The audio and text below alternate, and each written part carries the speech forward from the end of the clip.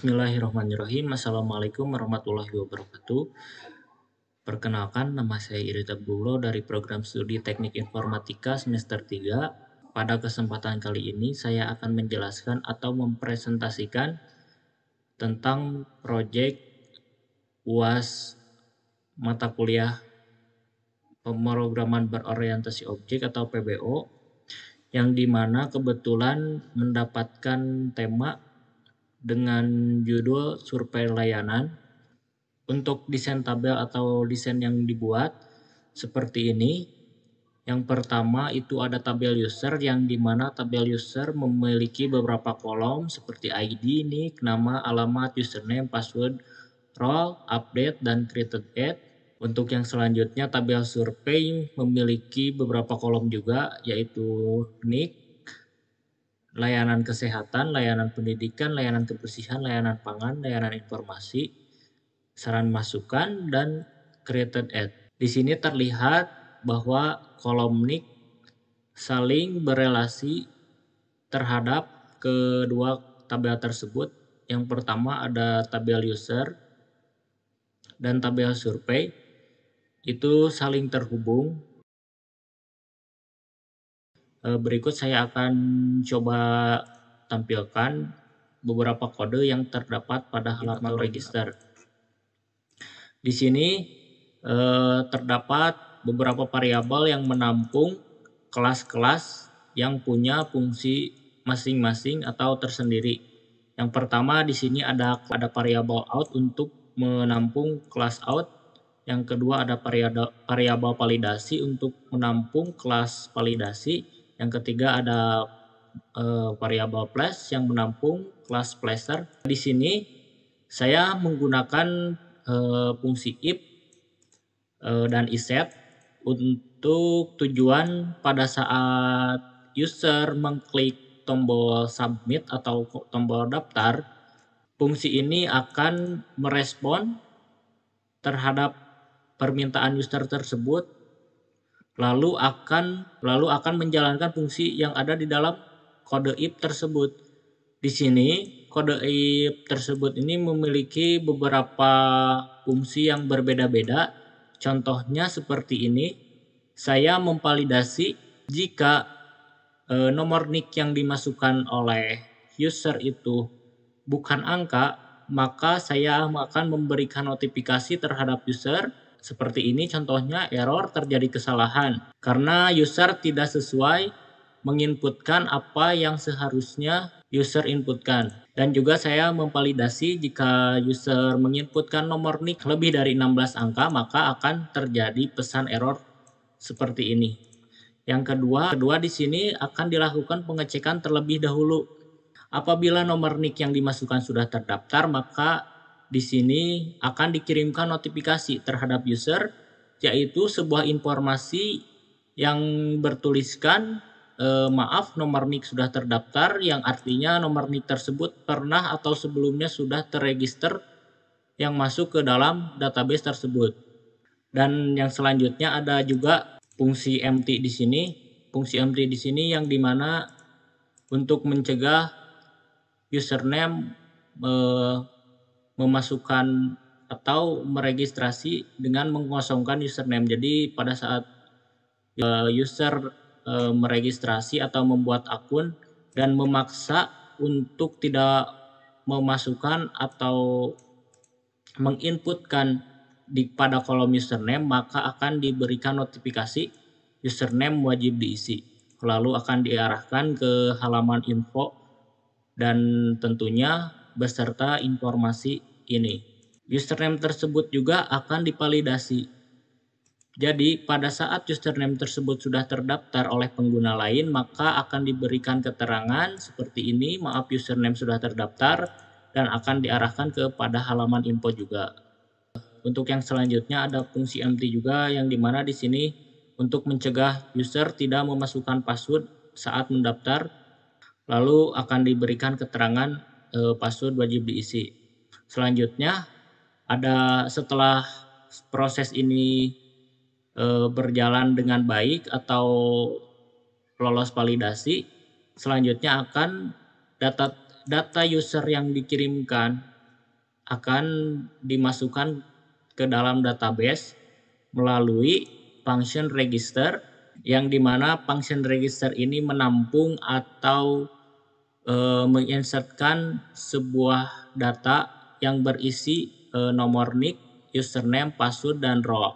Untuk selanjutnya, jika registrasi berhasil, maka akan diarahkan ke halaman out.php dengan informasi seperti ini.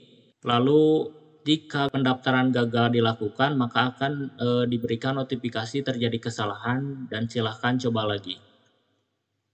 Untuk kode HTML-nya kurang lebih seperti ini.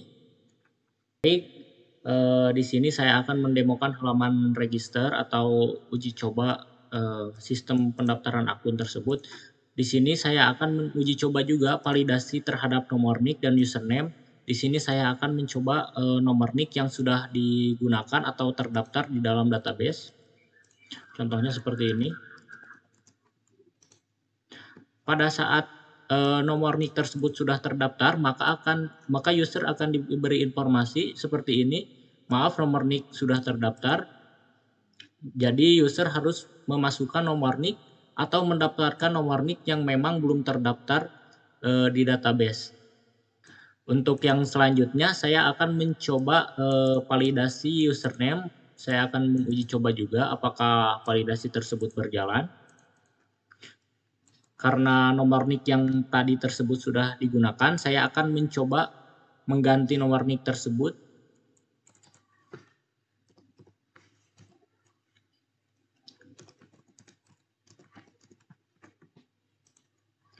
Nah, pada saat username sudah terdaftar pada database, maka hal yang sama sebelumnya akan terjadi juga pada saat user memasukkan suatu username yang sudah terdaftar dalam database dan akan diberikan informasi seperti ini. Maaf, username sudah terdaftar. Maka user tersebut harus memasukkan username yang memang belum terdaftar juga di dalam database tersebut. Jadi saya akan mencoba mendaftarkan nomor NIC dan username yang memang belum terdaftar di dalam database.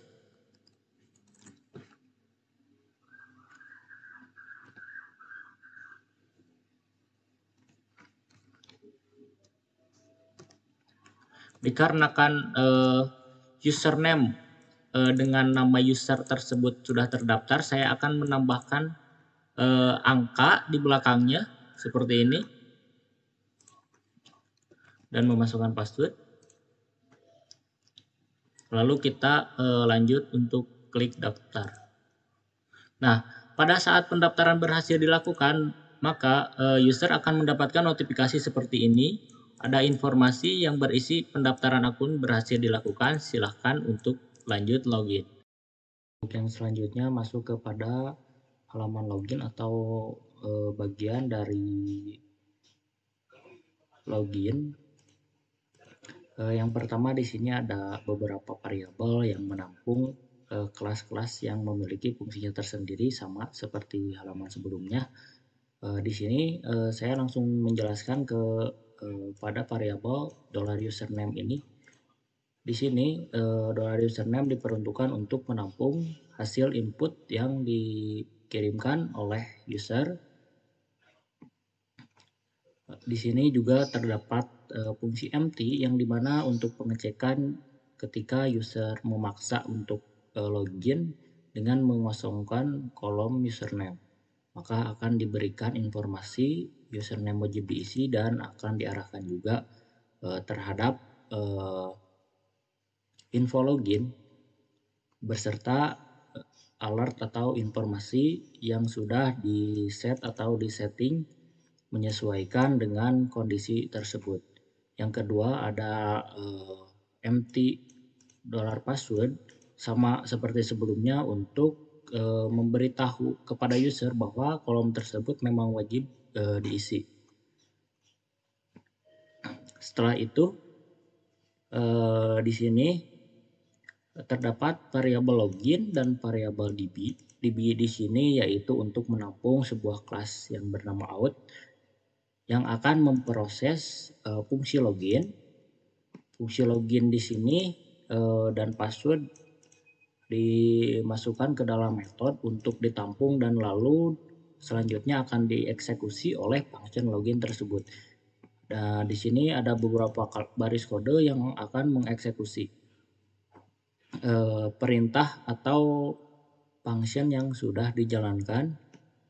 Yang pertama di sini ada melakukan pengecekan melalui raw count ini, yang dimana kondisi ini akan berjalan ketika memang username tersebut ditemukan di dalam sistem dan akan password tersebut diverifikasi menggunakan fungsi password verify ini. Selanjutnya akan dibuatkan session bernama user dan session tersebut berisi data yang dimana data tersebut ialah nomor NIC yang dimiliki user tersebut. Lalu akan dikembalikan dengan nilai angka atau value yang bernilai 200 dengan kode seperti ini, return 200.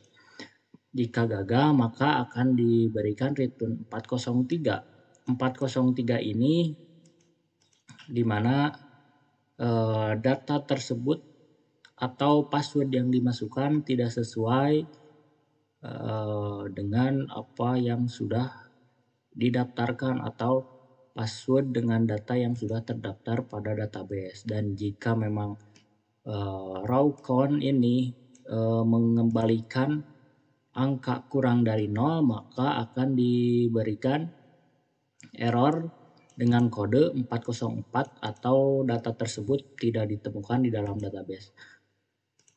Jika memang login berhasil, maka akan diarahkan langsung ke halaman index.php, yang dimana index.php ini adalah halaman utama untuk user dapat mengakses atau menggunakan fitur-fitur yang tersedia dalam aplikasi tersebut. Jika gagal, akan diarahkan ke halaman info dengan beserta informasi yang sudah disesuaikan. Dan ini untuk kode HTML yang terdapat pada halaman login.php ini. Oke, di sini saya akan mencoba mendemokan ketika username tersebut memang tidak terdaftar di dalam database aplikasi ini dengan validasi yang sudah saya jelaskan sebelumnya pada kode halaman login.php ini. Misalnya saya memasukkan username yang tidak terdaftar, contohnya seperti ini.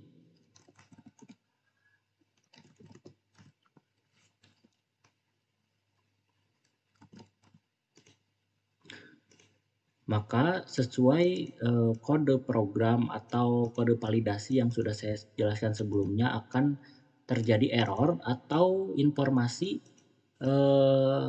kepada user dengan info username tidak ditemukan dan memang langsung diarahkan kepada halaman informasi. Untuk yang selanjutnya saya akan coba validasi atau menguji validasi ketika username-nya memang ada dan passwordnya kita coba untuk disalahkan atau password yang tidak sesuai dengan akun tersebut.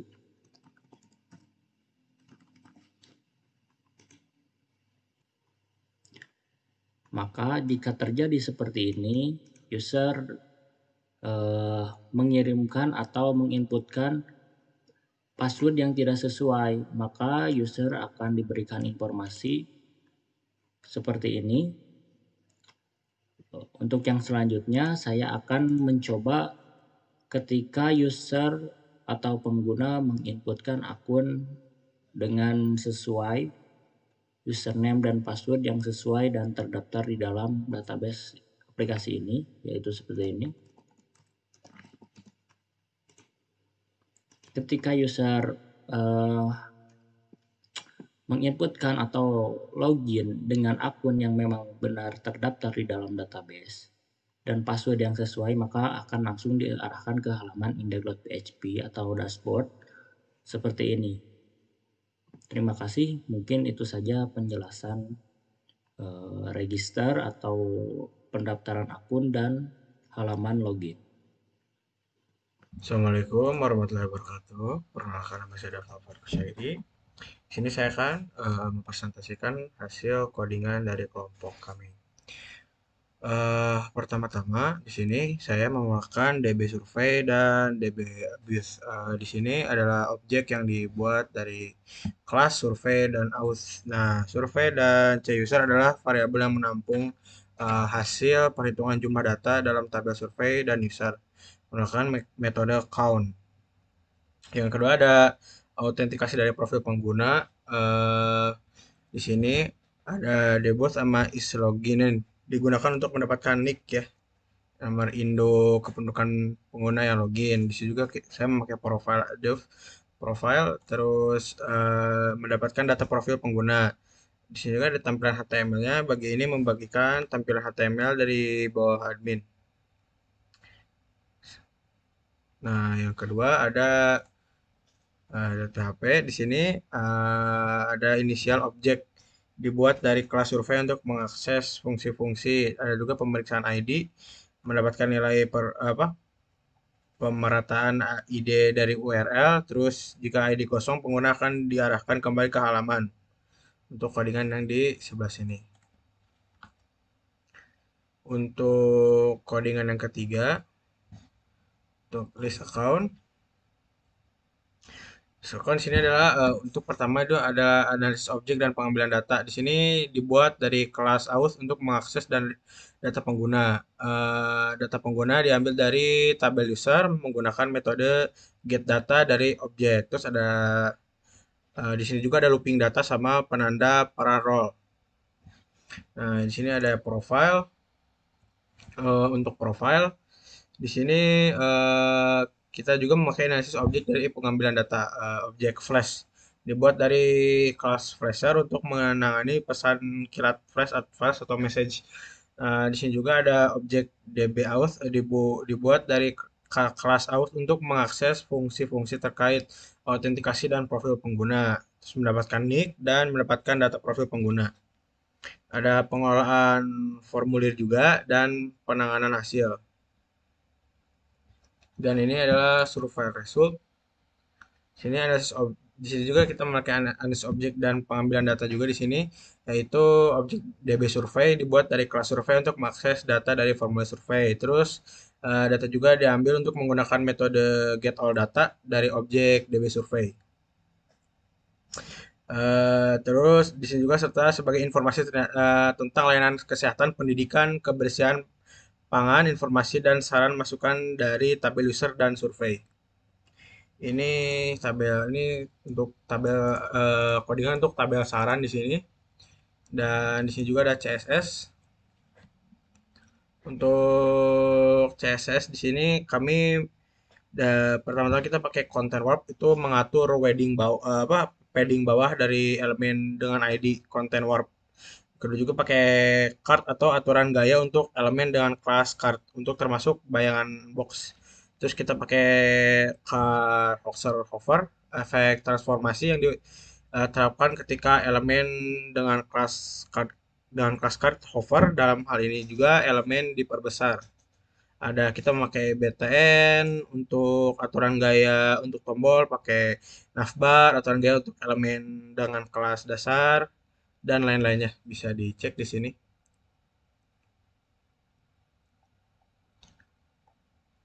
Ada stylenya juga di sini. Nah, ini gambar yang dihasilkan. Ini juga image-image yang dihasilkan di codingan kami.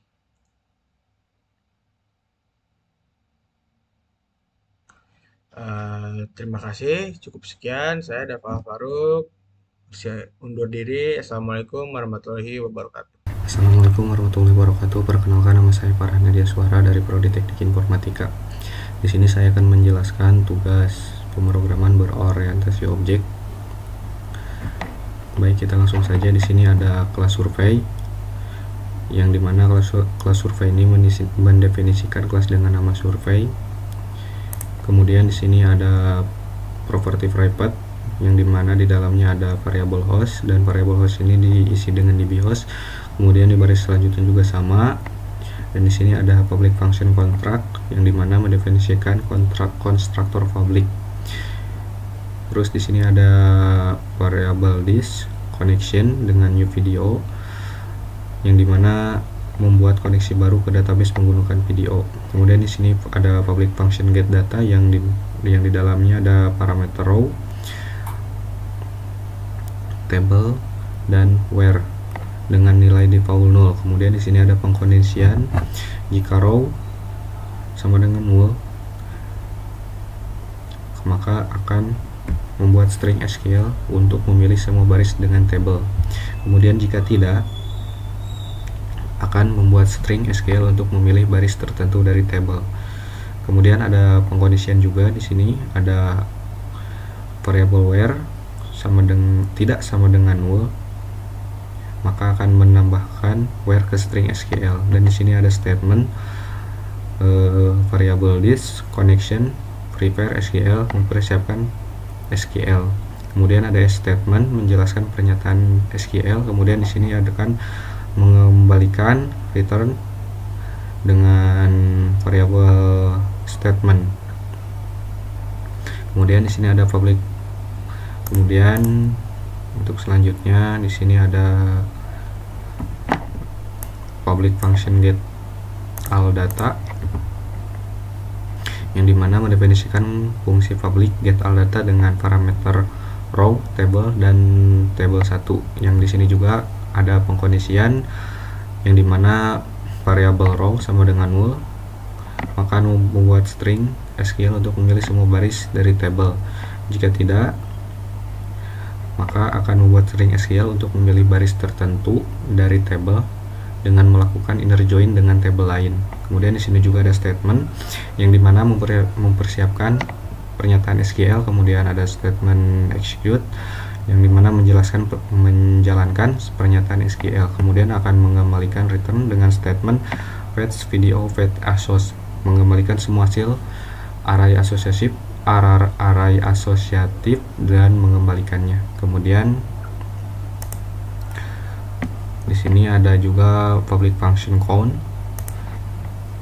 yang dimana di dalamnya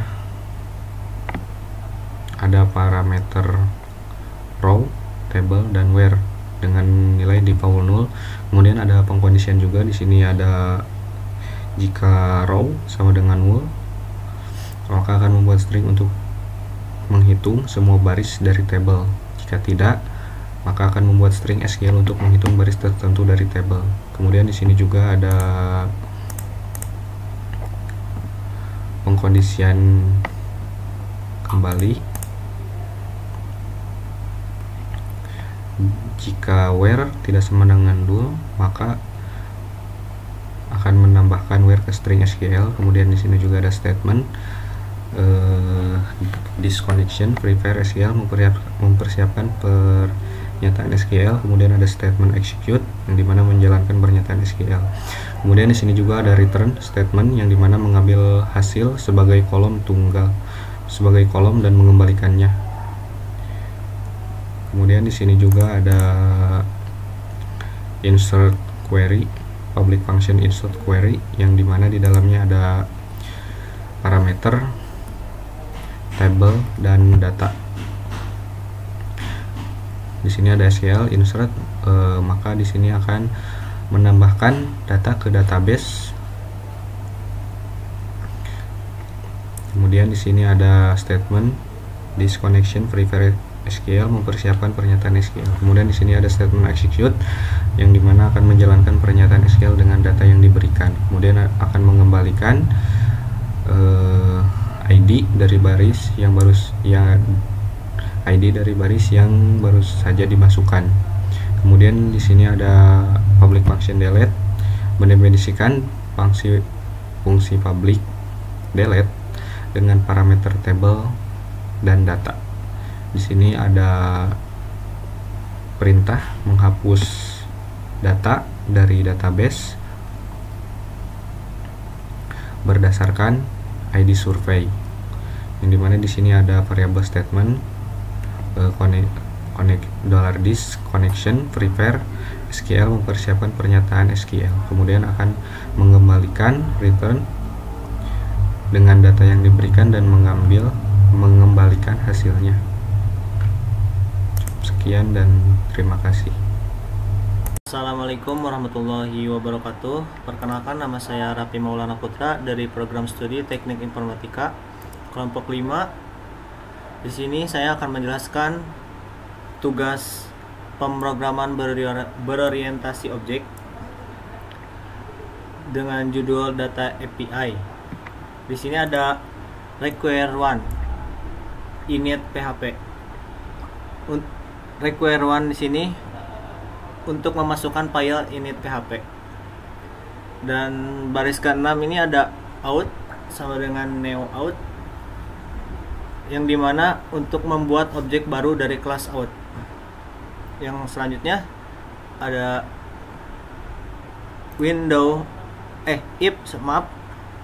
if out is logged in. Jika pengguna tidak masuk, alihkan ke halaman out. Selanjutnya ada out is admin. Jika pengguna bukan admin, alihkan ke halaman index. Dan selanjutnya ada insert get p. Jika variabel get p diatur dan lebih besar dari 0. Untuk bawahnya ada peg get, menyimpan nilai dari get p ke dalam variabel peg. Selanjutnya ada if peg sama dengan saran. Jika peg sama dengan saran, masukkan file API. Untuk echo HTTP respon, jika tidak, ditampilkan kode respon HTTP. Untuk echo HTTP respon kode, jika get p tidak diatur, tampilkan kode status HTTP saat ini. Sekian.